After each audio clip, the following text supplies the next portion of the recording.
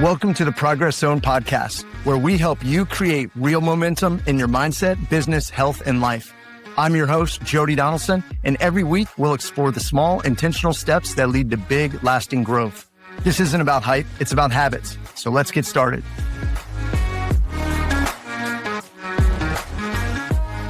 Well, hey everyone, welcome back to the Progress Zone podcast.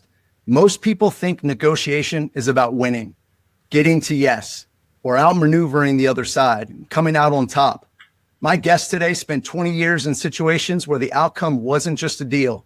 It was whether someone maybe came home alive. And he'll tell you winning had nothing to do with it. What it came down to every single time was the ability to make another human being feel genuinely heard. That's it. And here's what's fascinating. That same skill, it's the difference between closing a deal and losing one. It's between keeping a great employee and watching them walk out the door. And it's between having the hard conversations that need to happen and avoiding it until it blows up. For the record, today's guest is someone I know personally. Derek Gaunt and I go way back. We worked together at the Alexandria Police Department in Northern Virginia. And what he does now is genuinely unlike anything else I've seen. Derek spent 29 years in law enforcement, 20 of those as a member, leader, and eventually commander of hostage negotiation teams in the Washington D.C. area. He's now a trainer and coach with the Black Swan Group, the organization behind the global bestseller, Never Split the Difference. He's the author of Ego, Authority, Failure, and the co-author of the brand new book, Fight Less, Win More. Derek, man, welcome to the show. Glad to be here. Nice to see you again. Haven't seen you in years. Looking forward to the opportunity, man. Yes, it's definitely been too long. That is for sure. Well, for anyone who doesn't know you, and this is the first time meeting you, can you take us back a little bit? Like, where did your story start, and how does someone like you end up spending 20 years in negotiation world? I started my law enforcement career in '88, and I became a hostage negotiator in '97, team leader 2001, team commander 2004. And as you read, that's the spot that I held up until the time that I punched out. And it was in that time that I met Chris Voss, who was the founder and CEO of the company, the Black Swan Group, author of Never Split the Difference. He and I were introduced by a mutual friend. He was at Quantico at the time, and we became fast friends, and the rest, as they say, is history. He stepped out on his own after retiring in 2007, hung up his shingle as the Black Swan Group, and brought me on as a contract employee in 2010 and full-time in 2017. And that's provided me the opportunity to travel all over the globe, teaching organizations and individuals how to apply hostage negotiations practices and principles to their world, to get them to understand the importance of the human nature response, which dictates that negative emotions and negative dynamics drive decision-making and drive behavior. And if you can get your head around that, you put yourself at a distinct advantage because people become predictable. You can start to predict what they're going to do and what they're going to say next because of your understanding of that significant driver. And it's been fun, man. I've met a lot of cool people, been to a lot of cool places, and it's very satisfying when you see the light bulb go off over their head when they finally get their head around what we did as hostage negotiators and see the applicability to their personal and professional lives. Yeah, I mean, it's such a skill. It's pretty amazing. And it shows that there was a need for it, right? Being out there and being able to do that. But let me ask you, so your full-time job was law enforcement, you're a police officer, detective, all sorts of stuff, but hostage negotiation was on top of that list. What was it about that work that grabbed you early on and really wouldn't let you go? All right, so I'm going to take you back a little bit further. So when I came on, as you remember, the country was being pulled apart as far as crack cocaine was concerned. And so we had a very different policing mentality back then because of the scourge. And so I only spent 18 months in a car, in a patrol car before they pulled me out to go to street crimes. And so I was doing street level narcotics, and it was a very short time after I started over there that I realized, holy crap, almost every crime that's committed in the city has somewhere along the line, there's a drug nexus. And so I could get information from people that I lock up on the drug side of the house that had information about other crimes that were being committed elsewhere. And I realized that I could say specific things in a specific manner to elicit specific information from people who initially told me, I'm not talking to you. I'm not telling you anything. And then 45 minutes later, they're telling me who they got it from and who they serve. And so now I can start kicking up the chain to get bigger and bigger fish, simply because I remove myself as a threat in the conversation, and that caused them to open up. And so I was like, well, if I can do that here at the street level narcotics level, it's got to be even more intense as a detective. And it was. And I was like, I'm going to try to be a detective. And so a few years later, I applied for a job in the detective bureau, and they sent me to a boatload of interview and interrogation classes. And I'm like, wow, this is something.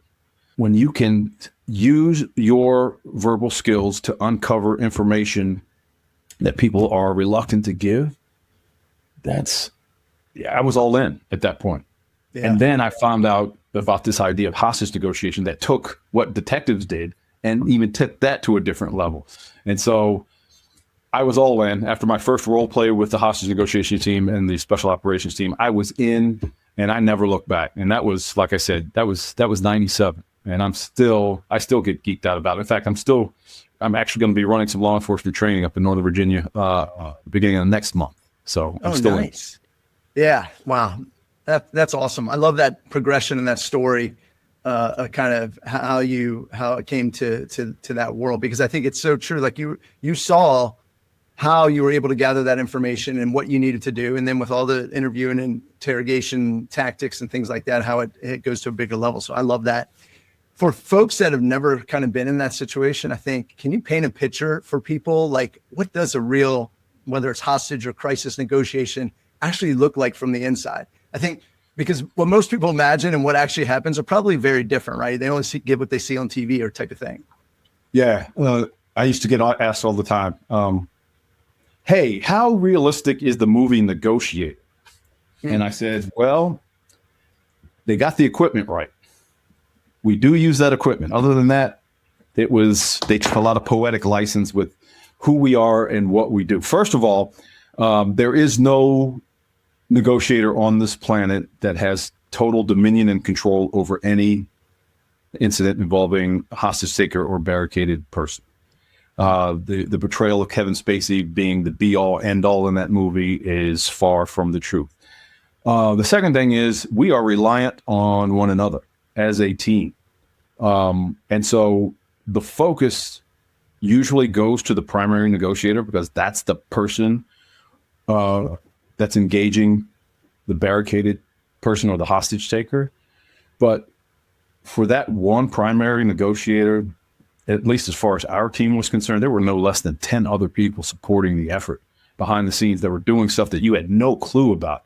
And I remember one time vividly, they wanted me to write a letter of commendation for one of my primary negotiators on a job that she did. And I refused to do it because I said, it's not just her. I mean, that's all you heard coming out of the speaker, but I had 10 other people running around like the chicken with their head cut off, trying to get her the information that she needed to make her job easier. So if you want me to write one for the entire team, I will, but I'm not writing one just for her. So that's probably the biggest misconception that most people have, is that it literally is a team sport, and the best negotiator on the planet would not be as effective if they were flying solo. You want to go fast, you go alone. You want to go far, you go as a team. And that's what we do in hostage negotiations. Yeah. Oh man, I love that. It is a total team effort. I've seen it in action. I was a part of the hostage crisis negotiation team in Fairfax County when I was there.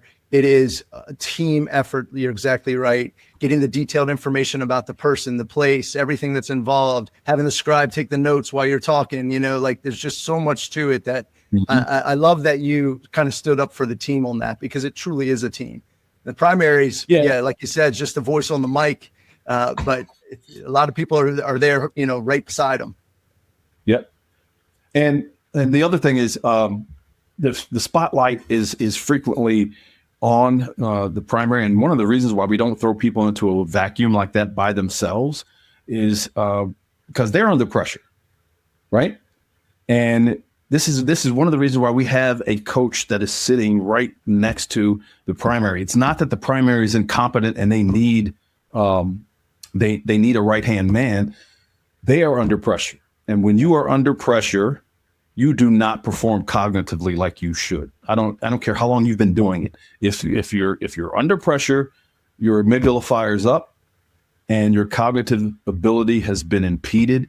And that's why we have a coach sitting right next to you, because invariably, Jody, if I was your coach, invariably, I'm going to know you as a negotiator, there are things that are going to be coming your way and you're not even going to get the bat off your shoulder.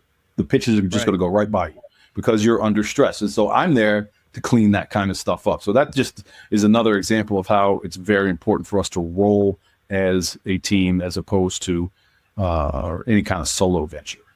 Yeah. Wow. I love that. Is there any particular incident or anything that you could share that, an example of one of the bigger situations you were a part of? If not, that's okay. I just thought I'd throw it out there because I know you had many years in the field. There are a lot that I was involved in, fewer that I was actually the mouthpiece on. I did more managing than anything else. Sure. However, probably, well, you don't forget your first. You never forget your first. And that was back in 98. I was dealing with the jumper on the bridge. And then probably the one that moved me more than any other was one of the ones that happened later in my career where I was the team commander, and everything that could go wrong did go wrong with that. And when I say go wrong, we didn't get everybody back after the conclusion of the event. And I had some choice opinions about how we did things during that event. It's very difficult to watch capable people disregard their training pursuant to ego. And when people are faced with what they believe is contemptuous behavior by someone else, the desire to make them pay is real. Yeah. And this happens. It doesn't have to be in a law enforcement context. I mean, it can be in the business world. In fact, it's probably worse in the big business world. But it was. I'm not going to go too much into it. Ego, authority, failure. There's an entire chapter on the event that I'm talking about, and you can see where things started to leave the rails during that incident. Now, the end result, I'm still laying that at the feet of the person who was involved, because they make a determination as to. Here's the other thing. You asked earlier, what should people know about hostage negotiation in law enforcement? And one of the things that they should understand is that at any point in time, that guy or that woman, but it's mostly men, can come out anytime he wants. And there's not anything that's going to be physically done to him. So my point is, they are the ultimate arbiters as to how an event like that ends. Right. I guarantee you that nobody's going to do anything to someone who says, "All right, I'm coming out with my hands up and my hands empty." It's not going to happen. So I still lay the overall result at his feet. But some of the stuff that went on in the management of that thing just drove me absolutely nuts. And I'll leave it at that. I need to let your viewers know, yes, it's a red Solo Cup. It's 100% Deer Park. I don't want anybody to, because I know what's going to happen when they see it. That's right. No. It's all good. Everybody's got their water. It's all good. I have some right here. So, okay. So you built up this great reputation in law enforcement world as a negotiator and commander. And then I know you said how you came across Chris Voss at some point, who had been with the FBI for 24 plus years and whatnot. How did you, when you retired, did you immediately just like say, I want to do this now, like in the private sector and be able to take this, or did it kind of evolve just with conversations between you two? Like, how'd you get really started with Black Swan? Chris told me what he was doing, and he started doing it, and it was just him and his son. And so that was 2007, 2010 rolls around. And he says to me, "Hey, I got a gig over in Germany, and I can't go, but they're relying on us, and basically I need you to pinch it for me in Germany. I said, Chris, I don't know your stuff. I don't know what you're doing. Why would you call me a week before you want me to fly to Germany to do this? He goes, oh, you'll be fine. I'll send you some stuff electronically. You'll be fine. I was like, all right, great. So I'm going to Germany to teach our method of negotiation to executives of the China Development Bank. So get your head around this, Jody. Yeah. I'm going to Germany. I don't speak German. I'm teaching Chinese executives. I don't speak Chinese. And I'm teaching them a language negotiation that is different than anything that they've ever done before. Yeah. And so I said, audience. Oh, it was crazy. It was insane because I had to, I don't know if you've ever given a presentation with a translator, but it takes a while for you guys to get your groove.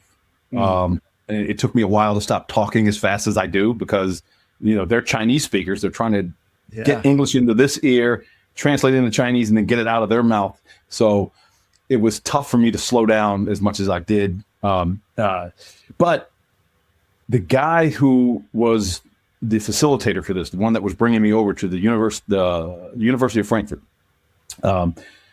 he was kind of nonplussed with Chris, but with Chris saying that he couldn't come, and he was nervous about me because I had never taught his stuff before. And so after I did it, before I went, Chris was the highest rated speaker that they ever had until I went through. And then I blew Chris out of the water, and the guy said, hey, he tells Chris this, he goes, hey, I've got another session coming up in October, but you're busy, right? You got to send Derek. Love it. And so, that's awesome. That's how I got hooked into the Black Swan Group. So it was contract stuff like that for almost 7 years before I punched out of law enforcement altogether.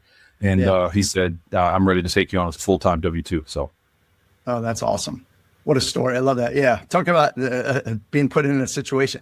Apparently you nailed it though. So kudos to you for being able to pull that off and get those folks to love it so much. So brother, it's no different than any hostage thing that I ever went on. You play the game that's dealt you. You don't know what it's like until the most nerve-wracking time for a hostage negotiator is right before you push the button and ring the call to the inside of the crisis site, because you don't know what you get. And after that, everything smooths out. Well, so now you've kind of shifted into, corporate and training and things like that. When you first started working with business leaders and entrepreneurs, what surprised you most about how they were communicating? How compared to like what you'd seen in law enforcement? Sorry, go ahead. How cutthroat they are, how dishonest they are, how they will deliberately omit things from their conversation and they're okay with it. Jeez. Or giving you a literal truth. The literal truth drives me absolutely crazy about the corporate world, where they say, all right, the literal truth would be, you provide me with a bid for my product or my services. And I tell you, your bid is the lowest. I don't have any other bids. So I didn't really lie to you. Your bid is the lowest because I don't have any other offers. Right. But that literal truth is a manipulative ploy to get you to move off of that number. And it happens on a regular basis, and it's disgusting. We are always on the lookout for other law enforcement talent to come join our ranks, and not everybody can do it. I think we've probably washed out more people than we've kept. Oh, wow. But I bring that up because it's important for people to understand that this is not everybody can do this. And we actually reached out to a guy who was doing kidnap ransom negotiation for an insurance company. And he said, and we were trying to get him to come over, and he was like, nah, my brother-in-law works for a tech company. I won't name it. My brother-in-law works for a tech company, and he talks to me about his negotiations on behalf of this tech company. And it's the slimiest and the most disgusting thing that I've ever heard. I'd rather just continue to do what I'm doing now. I want you to think about that statement there for a second, Jody. That guy is telling us, I would rather work with terrorists in third world countries than to go into a boardroom at one of these tech companies and do their negotiations. Wow. So he said, no way. And so that's how hostage takers lie to me less than people in the corporate world. Yeah. Wow. That's so interesting. But it's true, right? You see certain things on the peripheral in the news and on media and different things. And it does make you wonder how cutthroat it is. And it's all about the dollar and it's all about the sale and things like that. And things just, it's not about doing right or building rapport, or building a connection, a partnership. It's all we're conditioned for short-term success. That's what feeds us is short-term success. We'll step over a dollar to grab a penny if it makes us whole in the short term. Yeah. And it's really mind numbing because people are not forward thinking. I'm working with a coaching client right now, and last month or the month before, he said, I am making more money now with your stuff than I ever did being a cutthroat negotiator. Because, at the end of the day, cutthroat negotiators are threatening. Yeah. And they're painful. They're painful to deal with. And at the end of the day, they're not going to come back. Those are guys that say, yeah, I'm a hell of a negotiator. When Jody gets into the room with me the next time, he better bring a meal and he better bring Band-Aids because it's going to be a long and bloody day. And I'm thinking to myself, Jody's not coming back to you for that crap. Yeah. He's not going to come back to you. If you think for a minute that you are going to subjugate somebody during a negotiation and have them circle back to you for more later, no. Not only that, if Jody is treated that way, you may have won in the long term or in the short term, but revenge is a powerful motivator. And given the opportunity, Jody's going to make you pay for how you made him feel during that conversation. If it's no more than, late deliveries, not returning phone calls, clients are now escalating because Jody hasn't done what he promised to, he's going to make you feel it. Yeah. And so you always leave somebody wanting to engage you again, even if you don't come to an agreement. It's the last impression is the lasting impression. This is the Oprah Winfrey rule. You come in a limousine, I'm sending you out in a limousine. You don't bring them in a limousine and send them home in a cab. Make them, people remember 2 times in a sensitive conversation, the most intense moment and then how you made them feel at the end. Make them feel good at the end, whether you come to an agreement or not. Well, and I think if we were to poll most people, they probably think they're good communicators, right? Well, but what do you see when you actually watch them in like a high stakes conversation? Like what breaks down first? Is it the ego or what plays into that or that you see? We're conditioned to chase, convince, close. That's the mindset that most people in the corporate world have. Chase, convince, close. So we spend an inordinate amount of time trying to convince. And so where it breaks down is most of us are staying. There are 5 different levels to listening. Most of us operate at levels 1 and 2 on a regular basis because it's easy. Anything above level 2 takes effort. And so what I see is either intermittent listening, where I'm going to listen to Jody long enough to get the gist of what he's saying, and then I'm going to refocus on my own internal monologue. And so I'm only devoting 50% of my capacity to actually listening to what Jody says. Or I'm listening to hijack, where I'm listening to you long enough till you say something I know I have an argument for. And now I'm just waiting for you to shut up so I can jump into the conversation and show you how brilliant I am and how dumb you are. Or I know people like that. We both work with people like that, my friend. And then listening to hijack also includes me too, where you try to common ground somebody. Me too. You wrote a book, Jody. I wrote a book. We should be pals. You should come to an agreement with me because we have common ground. And the minute that you me too somebody is the minute that you send this message that the conversation is no longer about you, it's about me. As soon as somebody says me too to me in whatever form it comes in a conversation, I officially check out because I know they're no longer listening to me. They got no interest in me. They're worried about what's going on in their own head. And so I'm not going to tell you that common ground is 100% evil, but the misuse of it is the assumptions that people make with common ground is evil, and it's off-putting. And I personally take offense. So if somebody tries to common ground me, they're going to know that they stepped on the third rail. Yeah, it's so true though, right? Like it's that they're thinking about what they want to say before the person's even done talking, and it's just, and so I think on the flip side, so I think people probably think they're good communicators, right? But I think also they probably think they're good listeners, but what does truly great listening look like? Truly great listening looks like me. It's me being able to articulate your worldview, your perspective, what the lay of the land looks like from your side of the street, what your motivations are, what your environment looks like, what circumstances are you dealing with. That's the level that you have to be at. And we call it precision listening. And I'm here to tell you, you can't do it 24 hours a day, 7 days a week, because it's labor intensive. If you're doing it correctly, after a 20-minute conversation, you're going to be like, I'm done for the day. I'm out. Yeah.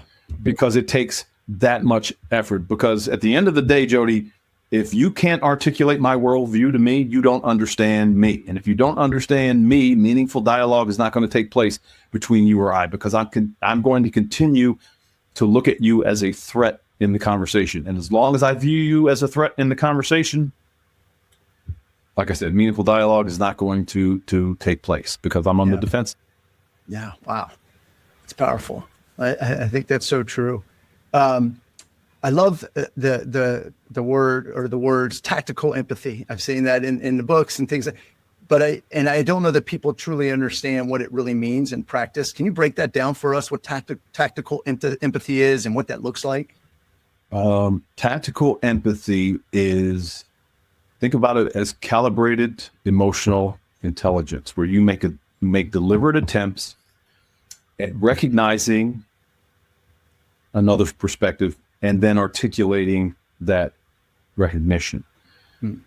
The operative word in that definition is articulating, not recognizing, it's articulating, because all of us have the capability to recognize what's going on with someone else. Very few of us have the courage to say it because we don't want to be wrong.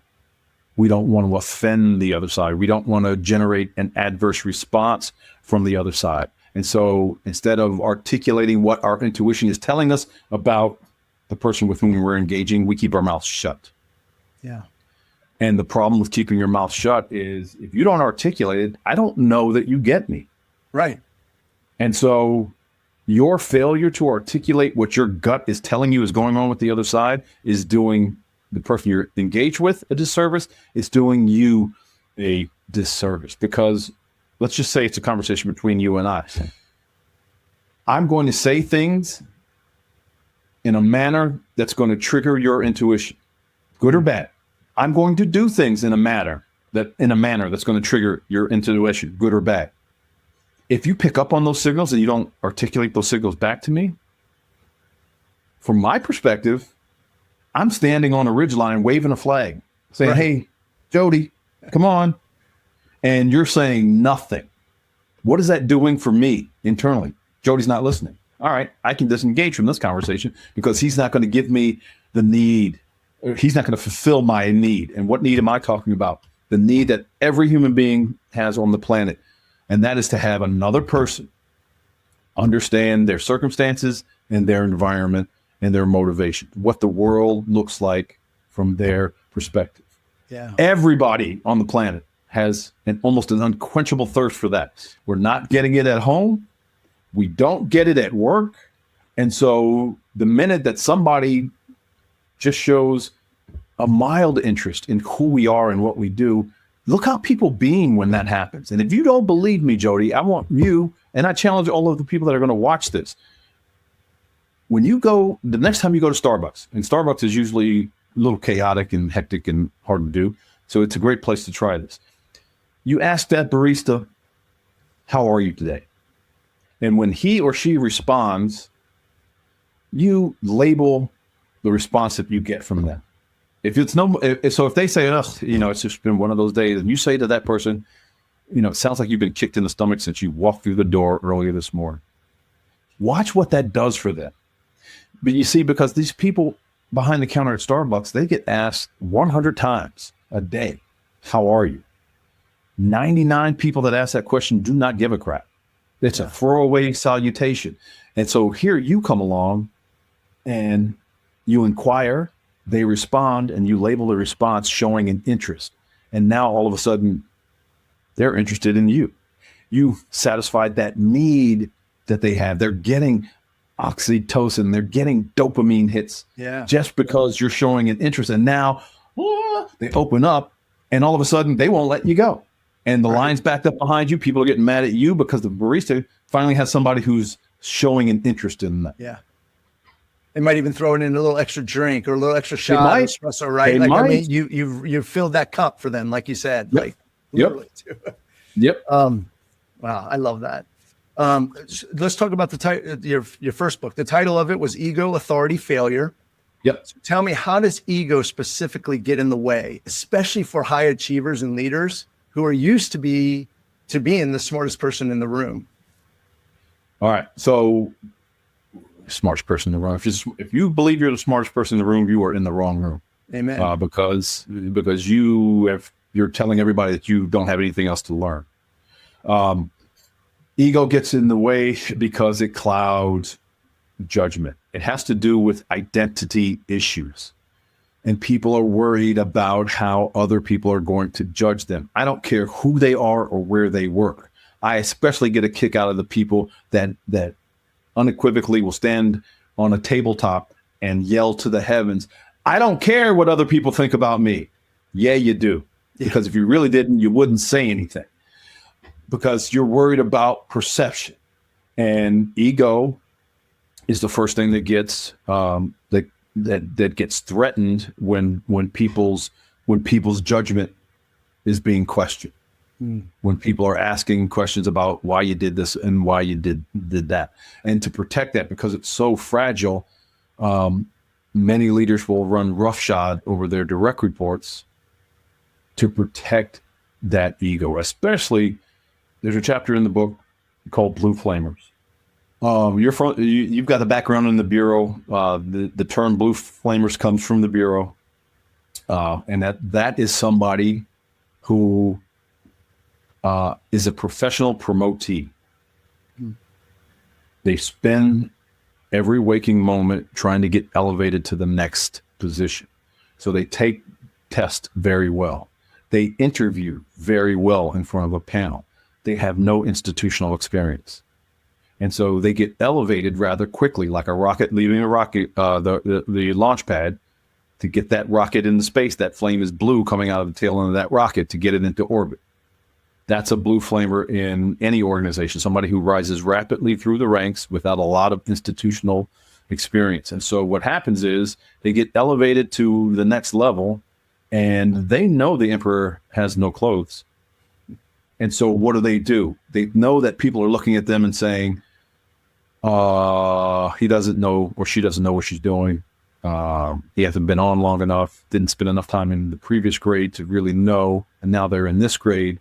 And so that person starts to hear those whispers and starts to compensate for that by micromanaging, putting their hands all over everything to show the decision that they made to put me here is justified, and here's why. And so they're all over everything. And what that does for the direct reports is like, if this woman's going to continue to come down here and get into the weeds in my work, I'm leaving.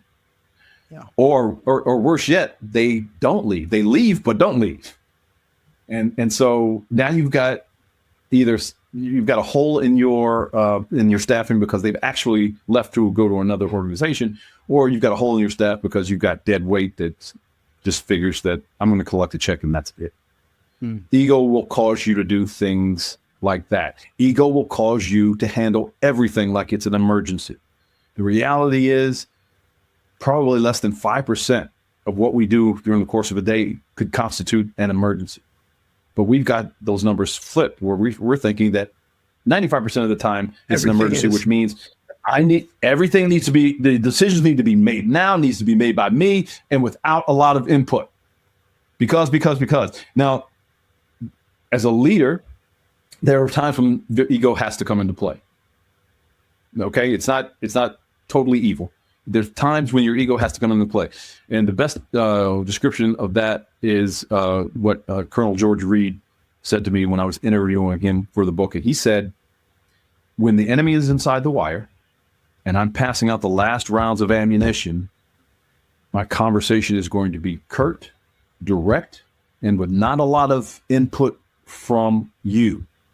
The problem in most leadership is that most managers, bosses, leaders create every event like the enemy is inside the wire and they're handing out the last rounds of ammunition. There's a time for it, and then there's a time for you to be subordinate to your direct reports. Good stuff. I love this. Yeah. So you just came out with a new book, Fight Less, Win More. What was the driving idea behind that? And who did you write it for? Was it a particular audience? And does it build off your first book, or is it completely separate? It kind of builds off of Never Split the Difference. Okay. So what you get in Fight Less, Win More, Never Split the Difference came out in 16. So that's 10 years ago. Wow. Our thinking has evolved in 10 years, which is what makes us different than other companies like us, in that we're constantly saying what's next, what's better. And so there are things that Chris talked about in Never Split the Difference. We're kind of not talking that talk anymore. We've changed some things up. And so this book shows some of the evolution of the concept, and it breaks it down to a more in a more absorbable fashion. We take a little bit more time explaining exactly what it looks like and giving a few more examples. And then, there are places in there where you can actually do some work and do some journaling to keep up on your own. So it's got more of an enhanced supplemental opinion type of feel to it, to try to flesh out some of the abstract concepts that they discovered and Never Split the Difference. Yeah, nice. I like that. If someone listening right now is kind of dealing with like a specific situation, maybe it's a negotiation, or maybe it's just a hard conversation, or it could even be a team conflict for that matter. What's one thing from the book that they could do differently starting tomorrow or today? Top of mind is say to yourself before you walk into that conversation, this is not about me. Top of mind, go into that conversation assuming that you do not have the complete picture, because you don't. I don't care if you're living in the same house with this person. There are things that are going on with them right now that you have no idea about. Yeah. And so it's important for you, above almost anything else, stay curious in the conversation. And then the other part of that is accept the fact that you are going to get smashed in the face at some point during that conversation. It's coming. Yeah. And more often than not, you're not going to see it. They're going to catch you off guard. You're going to say something that you think is completely innocuous, and they're going to let you have both barrels. So mentally, you brace yourself for that conversation going in. And if you expect it to happen and you marry that up with what I was just talking about, curiosity, you're going to be in a good spot, because that'll keep you from reacting negatively to the trigger when you are smashed in the face with the brick. Because you get hit in the face with the brick, you either want to leave or you want to smash back. Yeah. Regardless, what you want to do has been stimulated by a negative emotion that has gotten your amygdala fired up. And once the amygdala fires up, you are actually dumber because what's supposed to be going on in your prefrontal cortex is being obscured because of the amygdala firing up. So you're going to accept the fact that you're getting attacked and you're going to stay curious. So when I go into the room and it's going to be a sensitive conversation between me and Jody, and I know that at some point he's going to attack me. As soon as Jody attacks, I'm going to let that attack wash over me.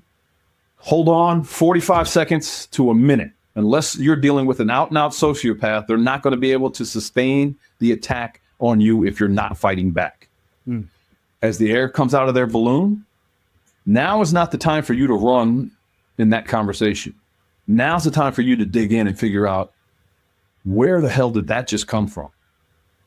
Because I know most of the times when we were attacked, from our perspective, we didn't do anything. Right. And so I got to figure out what they thought I did, what they thought I said that led to that. And excuse me, the attack usually comes out of one of three buckets. The first bucket is they've been trying to tell me something and I just missed it. They've been trying to tell me all along and I'm not picking it up. The second bucket that an attack will come out of is they are under pressure on their side and I failed to acknowledge the pressure. The third bucket that the attack comes from is they're trying to manipulate me. Those are the three places. That's why people yell at you during a fight, an argument, a negotiation, a sensitive conversation. One of those three places. And because you're curious, you're going to find out which one, because the conversation cannot repeat, cannot go anywhere until you deal with that attack. Yeah. You can close your eyes. You can pretend it's not there. You can say to yourself, oh, gosh, I hope he didn't mean what I think he meant. What's going to happen is that not only is it going to be revisited on you during that conversation, it's coming back with heat because they tried to tell you and you haven't been listening. Yeah. Or, again, the third bucket is manipulation. And if I'm being manipulated, I kind of want to know that sooner rather than later. Yeah, for sure. That's so interesting. I don't think when you say it, it makes such sense, right? But when you're in the middle of it, you're probably not able to figure it out right away and be like, something doesn't feel right or feels off. If they're not acknowledging or validating certain things. But you're right. If the third one's happening, you're being manipulated. If you don't know or can't figure it out soon enough, then it's also creating that, response is probably going to end in a fight or end in a conflict right away, just because it's a fight or flight piece, like you were mentioning. So yeah, and you can't, to your point, you can't come up with it in the middle of the engagement because, again, you're under pressure. You've been triggered, and you're not. There's no dearth of emotions on your side of the table simply because you're Black Swan trained. I mean, you're still going to have to deal with negative emotions and negative dynamics, which is why I am a big proponent of, if you can control the environment, you shouldn't go into these conversations by yourself. You just shouldn't, because you're going to miss stuff. Yeah. And so you bring somebody along with you to help clean it up when you miss it. But at the end of the day, mentally preparing before going into these conversations, sometimes these conversations are visited upon you spur of the moment, and you got no time to prep. Yeah, I get that, but more often than not, we know there's a meeting coming up. We know there's a negotiation coming up. We know I got to go home tonight and have that conversation with my 17-year-old. We know all of that. Yeah. And so we got time to prep on how we're going to respond. Yeah. Yeah, that is so true. And that probably leads to a lot of avoidance, right? Oh, I've got to stay late to work, so I don't have to go home and deal with that. Or, just because folks don't, it is hard. It's crucial conversations that's happening, but you can't avoid it. It's just going to make things so much worse long term. Bro, I pulled up in my driveway in Stone Ridge many, many years ago, and I heard what was going on inside my house, and I just sat in the driveway. Probably many people listening have experienced that. I am not going in there getting involved in that. It's so true. I love that. Well, Derek, let me ask you a couple of, just kind of get to know Derek a little bit. So you've spent your entire career studying how people communicate under pressure and hard situations. What's the hardest communication lesson that you've had to learn in your own personal life? The hardest communication lesson that I had to learn, it goes back to family. And this is probably going to be the hardest for many of the people that are watching or listening to this. It's going to be harder to exercise tactical empathy and execute the Black Swan method with family. Because A, they know you better than anyone else. So they're going to see the deviation and question it faster than most people. Yeah. And B, there is no stronger emotional attachment than you and your immediate family. And so you get emotional with them. Yeah. And I'm not immune to getting emotional and not being able to focus and do what I'm supposed to do. There were times when I came to work back at the PD, and you come to work on Monday and be like, hey, great to see you. How was your weekend? I went home and fought with my daughter all weekend. What do you mean, Mr. Negotiator? You fought with your daughter all weekend? I thought you were able to do it. Like, no, I'm a human being first, and she got the best of me. Yeah. And so that was the hardest lesson to learn for me, that I had to focus harder to make it apply and land effectively at home. I had a harder time reining in my emotions than I thought I was going to have. So that was the toughest communication lesson to learn, that it wasn't because of an emotion. It wasn't a wash. You know what I mean? It wasn't a clear transference of skill from one environment to another. Yeah. I think that that is so true, right? Like you've kind of, people look at you as like the master of understanding this and knowing how to do it. But you're right. I mean, your closest people too, your triggers, they know the pain points. They're going to, in crucial conversations, they're going to, elicit that response that they know when you get emotional. So that's awesome.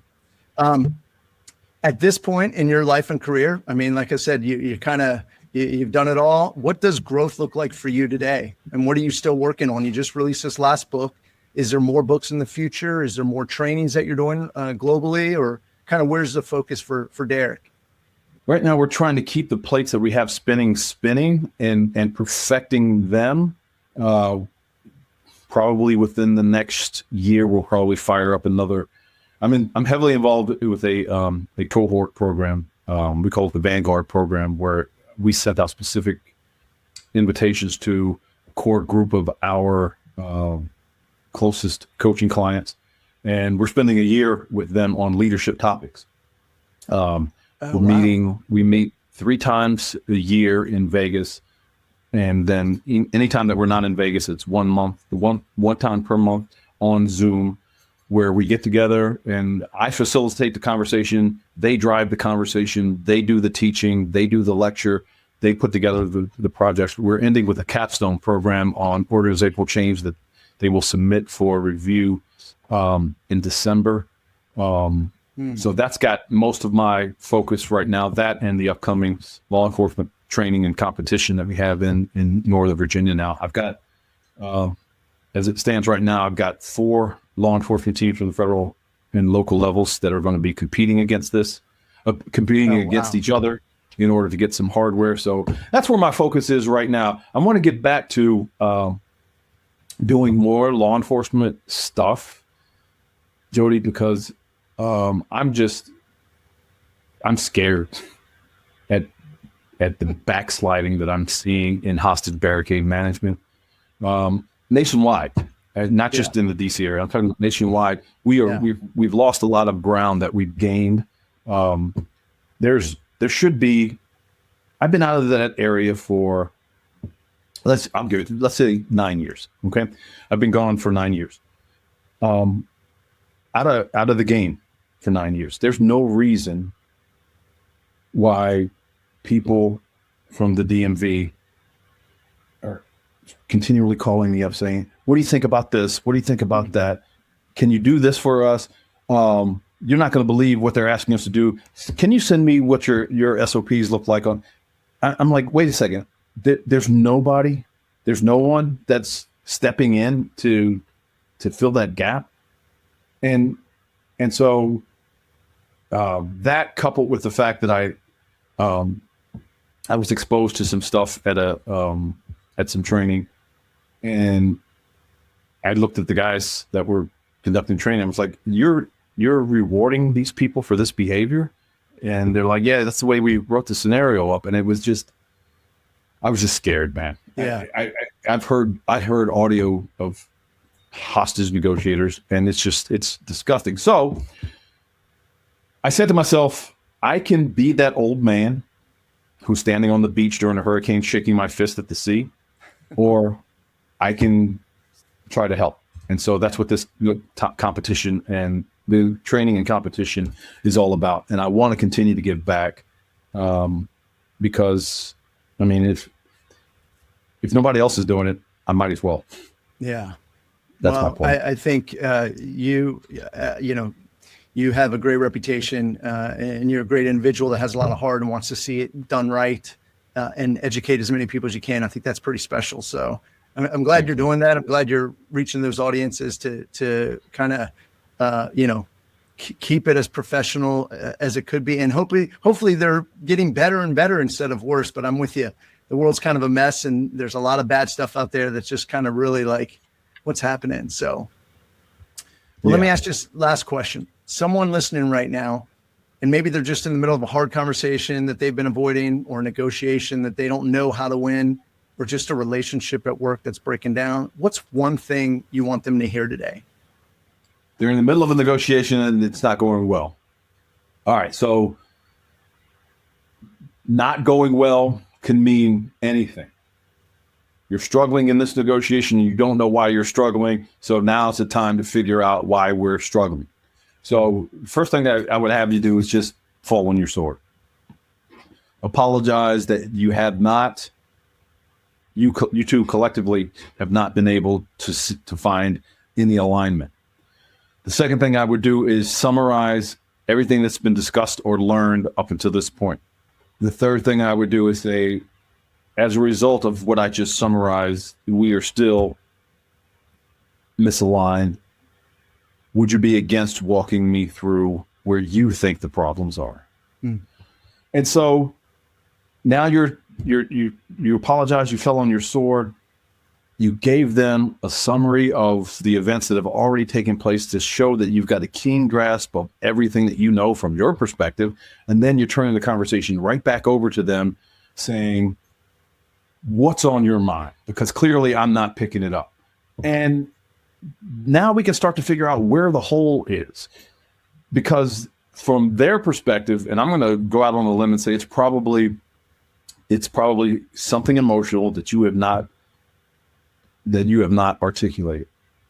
And so we're going to do our darn level best to try to figure out what that is. Because if somebody's behavior is not lining up with the realities of the environment, it is almost always coming from an emotional spot. And so I got to figure out what that is. And when I say emotional, I'm not talking about their hysterical crying, whatever. No. I'm talking about there's a negative dynamic in play on their side that you have not addressed. And that's why you guys are stuck. That's why this conversation won't go anywhere. Yeah. So fall on your sword, say, I don't know, I'm sorry. Help me understand. Help me understand. Yeah, I love that. And it's universal. Like you said, it doesn't have to be just negotiation at work. It's for your family. It could be, any conversation that's happening. So that's great advice. I love that. Well, let me ask you, where can folks find you if they want to get their hands on the books, or the trainings? What's the best place for them to find you? BlackSwanLTD.com. You can find me there. There are links to all 3 books.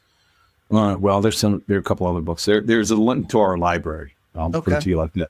They're there, and you can get any one of the 3 books there. It'll have we have a boatload of free stuff on there as well. So you can download all the free stuff that you want. And we have, I think we have 3 deal-making days coming up this year. The first one is this Friday in Vegas. And then we got the early fall, late fall.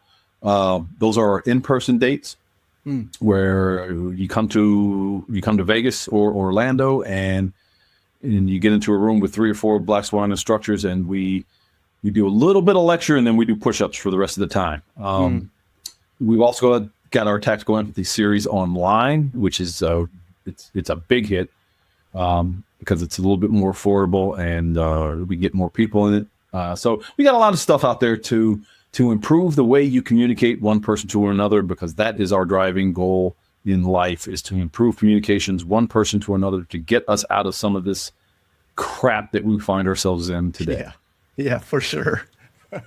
Well, we'll put all the website with the links to all that in the show notes, just so folks can find you. But man, I just gotta say, this has been such a great conversation. I've enjoyed reconnecting with you. It's long overdue, but I love what you're doing. I'm rooting for you from afar, and just really hoping that you continue to just grow and help folks, because I think we all need it. Yeah, I got to subscribe to the pod now, buddy, because I didn't know you were doing that. But I love the fact that you're reaching out and trying to make people better in various aspects of their lives. So anything I can do to help you, you let me know. I appreciate that for sure. Yeah, we just I say this all the time. This is my saying, is that our future self is really hoping that we're progressing in life today, because if we're not, we're going to look back and be like, why do we not try to make ourselves a little bit better each day? Like that's what it's all about. So awesome. Well, hey, good talk, bro. Yeah, good talking. If this episode hit home for you, share it with one person who needs to hear it today. Just keep showing up, keep doing the work, keep making progress, and I'll see you next time inside the Progress Zone. Thanks for joining me in the Progress Zone. If today's episode gave you a spark, share it with a friend, subscribe, or leave a quick review. And remember, progress isn't about being perfect. It's about showing up. I'm Jody Donaldson, and I'll catch you next time inside the Progress Zone.